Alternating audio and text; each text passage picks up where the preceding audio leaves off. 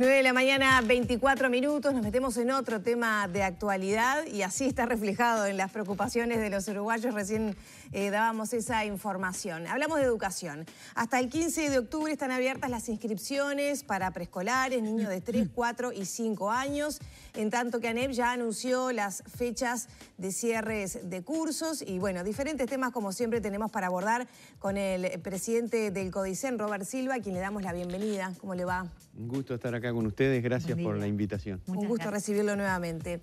Bueno, ¿cómo viene? Ya están abiertas las inscripciones para los más pequeñitos. Es hasta están el 15 abiertas, de octubre. ratificando. ¿Cómo viene la marcha? Viene muy bien. Hemos tenido algunas situaciones propias, como lo hablaba con la subdirectora de primaria, Olga de las Heras, que ella me decía como maestra de inicial de toda una vida, que desde siempre se dan las aglomeraciones en los centros educativos, para la cola, para encontrar un lugar. Yo le quiero decir a la gente que nosotros en la educación pública estamos trabajando en la lógica de lo que ha sido una política de Estado, ¿no? Desde Enriqueta, Comte y Riquet, porque es bueno que los uruguayos sepamos que tuvimos el primer jardín de infantes de América, hasta la priorización que a partir de la creación de los CAIF en 1987-88 se hizo, la primera infancia y la educación inicial son políticas de Estado. Y nosotros en ese sentido hemos abierto las inscripciones, 3, 4 y 5 años, tenemos cupos, tenemos disponibilidad, invitamos a la familia que se acerque a la escuela o al jardín de su barrio, que hable con los docentes, que realice el proceso de inscripción, hay lugar, tenemos tiempo, o sea que estamos contentos porque siempre decimos, son los más chiquitos, son el futuro del país y las primeras generaciones que hoy están entrando y vamos a saber cuál es el mundo que les va a tocar cuando egresen, ¿no? Sobre todo en los más pequeños, en los de 3 años, se habló acerca de la detección de algunos enlentecimientos en el desarrollo, justamente a efectos de la emergencia sanitaria, todo lo que implicó. ¿Qué tanto es así y qué tanto es necesario para los padres, las familias que nos están escuchando, que se reinserten aquellos que de repente justamente abandonaron por eso? Yo lo que quiero decir, que lo sabemos todos, pero hay que ratificarlo. Hablarle a la madre, hablarle al padre, hablarle a la familia. La escolarización de un niño implica el desarrollo de otras habilidades, de otras posibilidades, la generación de otros espacios, de otros encuentros que no se dan en el núcleo familiar o incluso con los amigos que pueda generar en su entorno. La escolarización implica la adquisición de hábitos propios, de el compartir con niños de la misma edad, además de las cuestiones propias del aprendizaje, además de las cuestiones propias que la escolarización y la educación brinda. Entonces, nosotros invitamos a todas las familias a que se acerquen, a que generen ese espacio, a que estén presentes los niños en las escuelas y nosotros estamos desde la educación desarrollando muchas acciones por atender esa circunstancia. Número 1, todos nuestros equipos, los maestros, los equipos inspectivos, los equipos de dirección, las maestras comunitarias, las maestras de apoyo, todo el staff que primaria tiene, está trabajando fuertemente en la revinculación de aquellos niños que por efecto de pandemia o por otras circunstancias, ¿verdad?, propias de la coyuntura en que les toca vivir, han pasado y no están en la escuela, entonces estamos tras ello, que por suerte es una minoría absoluta total. ¿De cuántos niños hablamos? Se habla de un entorno de un 1%, que es muy escaso o menos de un 1%. Nosotros tenemos entre inicial y primaria 340.000 niños atendidos en la educación pública. Entonces, nos parece que es importante. Y tan importante como eso es atender a toda la educación en situación de pandemia. Pero perdón, ¿ese 1% son de niños que ya iban y no se reinscribieron? ¿O niños es un que están 1% de niños que se matricularon y que no se encuentran hoy por hoy y que se está trabajando. Es muy fluctuante, porque nosotros tenemos un problema en la educación que viene desde hace mucho tiempo, que es la asistencia intermitente y la asistencia insuficiente. Sobre todo en preescolar, ¿no? Claro, sobre todo, exactamente. En inicial es donde tenemos la situación más compleja y por eso la importancia de exhortar nuevamente a las familias a que concurra a la escuela, al jardín, que las posibilidades...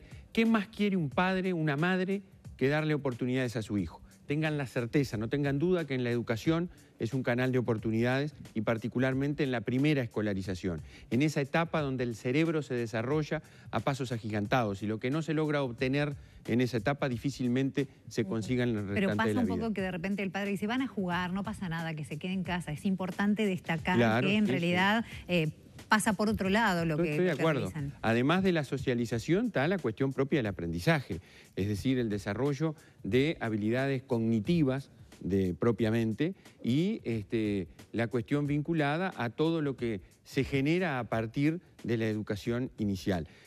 Yo quiero decir además que nosotros hemos tenido un fuerte compromiso de las maestras de educación inicial y por eso incluso primaria está trabajando en la generación de nuevas ofertas, incluso verano educativo y todas esas cuestiones que tienen que ver con la educación inicial porque nos parece que es muy importante fortalecerla.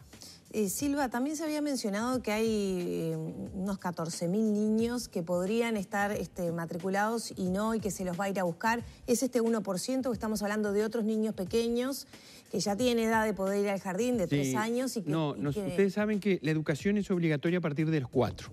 Entonces, los 3 años quedan sujetos a la voluntad de la familia. Nuestra exhortación es a la escolarización. Nosotros tenemos una oferta educativa, que son los centros CAIF, y tenemos una oferta educativa que es la educación pública inicial y primaria, que ahora tenemos 50 jardines, algo un poquito más de 50 jardines nuevos, ubicados en zonas de vulnerabilidad, muchos de ellos, que nos permiten ampliar nuestra oferta educativa en 3, 4 y 5 años. Entonces nosotros vamos tras esa búsqueda, pero esto no es nuevo. Los hijos de maestras sabemos muy bien que lo han hecho toda la vida, que han salido a recorrer el barrio, a recorrer la zona de influencia, a golpear la puerta, a hablar con la madre, a convencer. ¿Qué mejor que ver un emblema de nuestro país como una maestra con la túnica blanca hablando con la familia? Eso puede hacer más que cualquier campaña publicitaria. Sin perjuicio, hacemos la campaña publicitaria, estamos acá hablando, pero estamos confiados en nuestro equipo de maestras que van a salir en la búsqueda de aquellos que pudiendo estar y teniendo nosotros lugar, no están. Porque además ustedes saben que el país experimenta un descenso en los nacimientos abrupto que ha impactado y sigue impactando en la educación inicial y primaria, ahora comenzó a impactar en la educación media, en secundaria y en UTU, y eso hace que nosotros tengamos disponibilidad para atender y aumentar nuestra oferta. ¿Cuántos cupos hay para niños de 3 años? Porque ahí también un cuello de botella, sí, ¿no? nosotros tenemos en este momento 14.400 niños en ese entorno de 3 años. Tenemos posibilidad de mayor cupo, porque incluso el año pasado descendieron un poquito en función de la matrícula que había el año anterior, en el 2020. Pero, reitero, no fue por ninguna circunstancia más que las inscripciones que se recibieron. Por eso estamos trabajando para salir a los territorios con nuestros equipos en búsqueda de todos los niños, porque para nosotros la educación es fundamental. ¿El niño que no está inscrito ahí no va a ningún otro lado o lo cuida una vecina que cuida a otros del barrio y que termina siendo como un jardín de infantes ahí improvisado, o una vecina que le gustan los niños y es buena? A ver, nosotros tenemos una circunstancia que es, tenemos los centros públicos y después tenemos centros habilitados o centros autorizados. Ahora ustedes saben que los centros privados de primera infancia los autoriza el INAU, los que no están habilitados por la ANEP. Entonces ahí tenemos 4 modalidades, por llamarlo de alguna manera, ¿no? CAIF, ANEP, centros privados habilitados por ANEP y centros autorizados por el INAU. Cualquiera de esas modalidades son institucionales, son, digamos, formales y tienen lo que tiene que tener, porque también nosotros tenemos que tener presente que es muy importante el cuidado de nuestra infancia, de nuestras infancias. Entonces, como padres hay que ser precavidos en los lugares donde dejamos nuestros hijos. Sí, sin duda. Pero lo digo por una problemática que seguramente usted conoce y que son los horarios, ¿no? Muchas veces el sistema público nos ofrece 4 horas. A un niño pequeño hay que llevarlo, hay que traerlo, y los horarios laborales no son de 4 horas, o sea, son más grandes, más ir y venir, entonces las familias terminan resolviendo como pueden, ¿no? Y con los recursos que tienen. De acuerdo. ¿Por ahí se está intentando trabajar en ese sentido? Nosotros nos hemos propuesto trabajar por un aumento de la extensión del tiempo pedagógico en los contextos más vulnerables.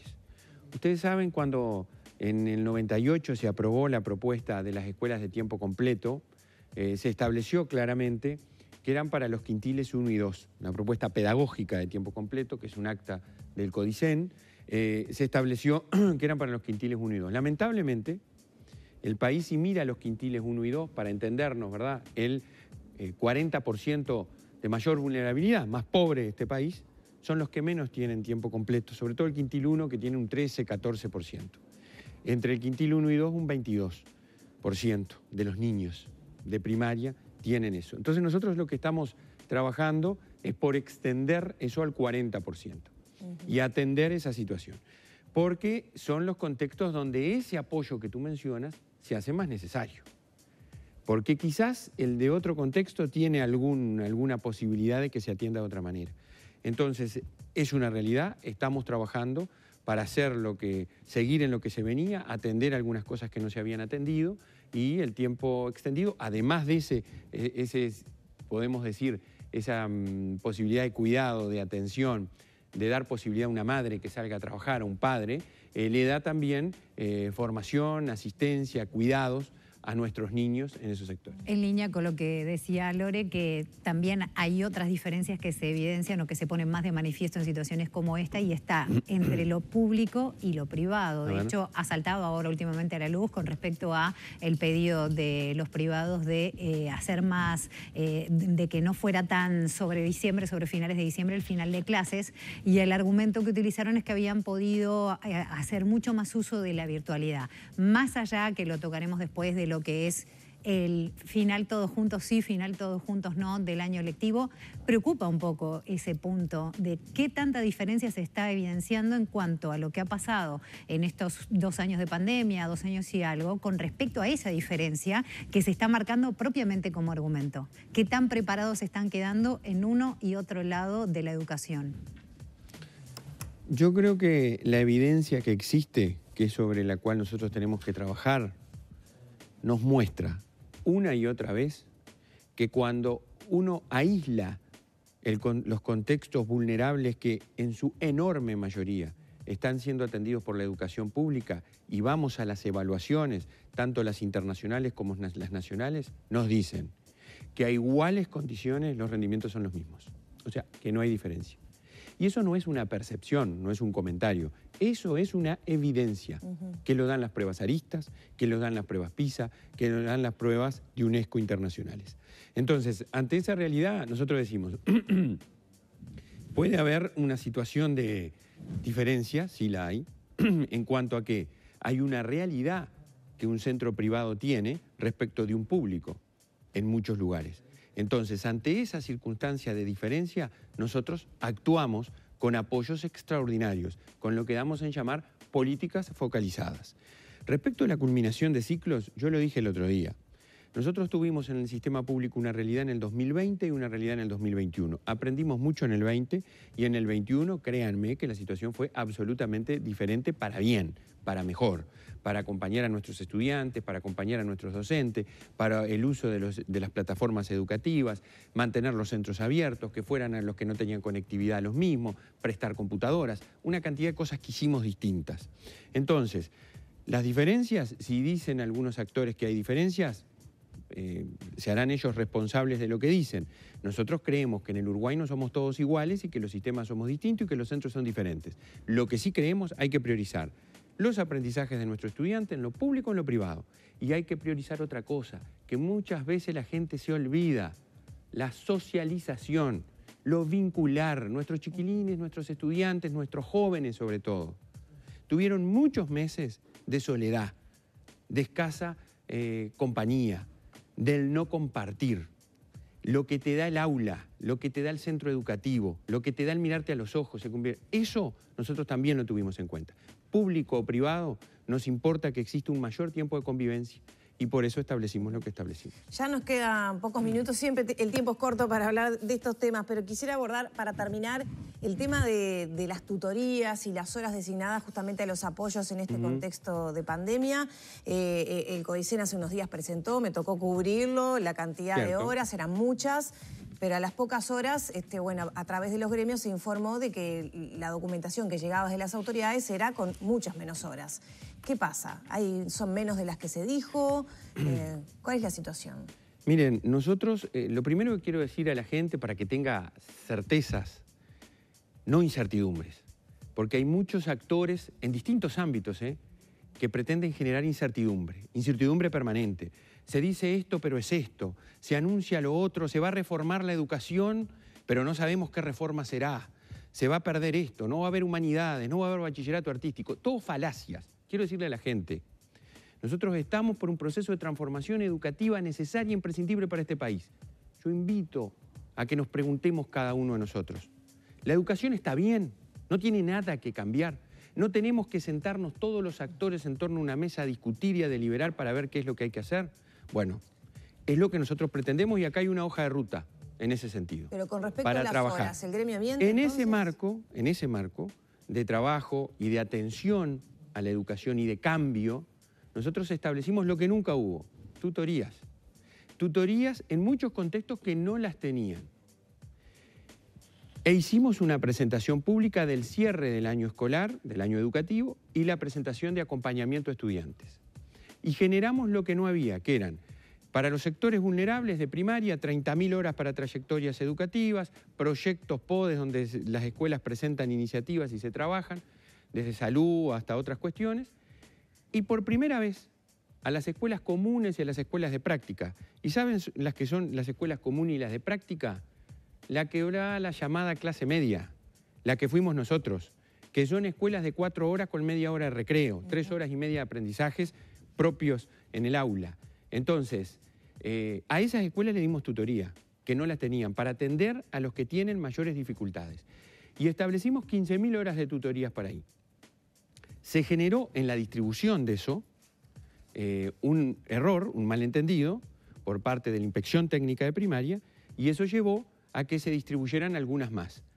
Hubo que atender esa situación y ahora en vez de 15.000 son 24.000. Todos los proyectos que se presentaron, los pedidos que se presentaron por las inspecciones departamentales, se atendieron. Entonces, lo tengo que decir, no es serio y mucho menos cierto. O sea, al final se dieron más de las no es serio y mucho menos cierto decir que se recortaron las horas de tutoría, porque no se puede recortar lo que no existía.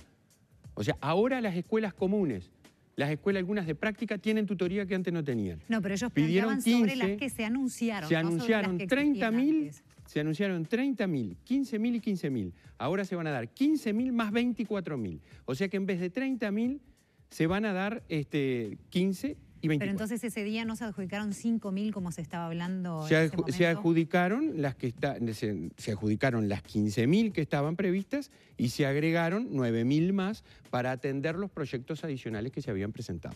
Estaban previstas originariamente 15.000 más, 15.000 horas más.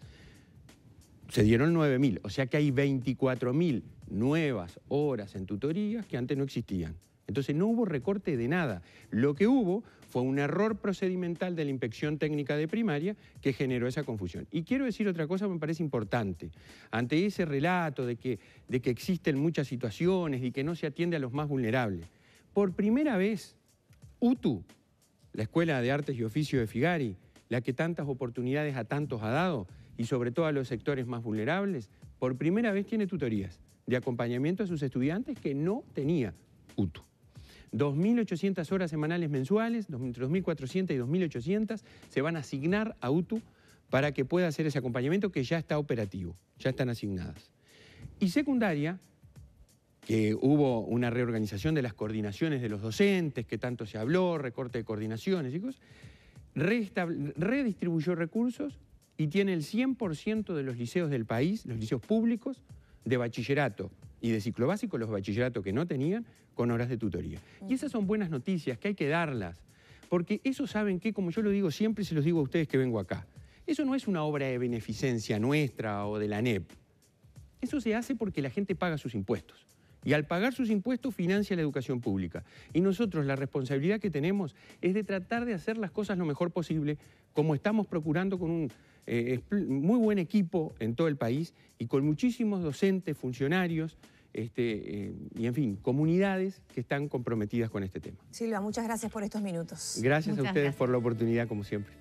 Cerramos por aquí entonces la entrevista con el presidente del Codicenso, las 9 de la mañana, 43 minutos. Una pausa y ya volvemos.